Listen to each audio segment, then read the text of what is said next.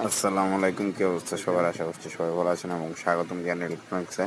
তো আমাদের fan রিপেয়ারিংয়ের second part এটা। আমি আপনাদেরকে দেখাচ্ছি কীভাবে ফ্যান রিপেয়ারিং করতে হয় এবং কিভাবে কয়েল পরীক্ষা করতে হয়। তাহলে আমাদের কয়েলটি ঠিক আছে, কয়েলটি তো আমরা একটি নতুন ক্যাপাসিটর ইনস্টল করবো এটাতে। তো দেখতে পাচ্ছেন আমি একটি নতুন ক্যাপাসিটর নিয়েছি, যেটি হচ্ছে 3.5। তো আমি এটা লাগিয়ে দেখি। তো কানেকশনগুলো করার সময় খেয়াল রাখতে হবে যে এই যে তারটি, এটা ডাইরেক্ট এসি এটা দুটো ক্যাপাসিটার। এটা মানে যেটি সঠিক দিয়ে মানে এটা এটা হবে মাইনাস, ক্যাপাসিটারের সাথে মাইনাস, আর এটা হবে খালি ক্যাপাসিটারের সাথে। তো আমি কানেকশনগুলো দেখিয়ে দিলাম।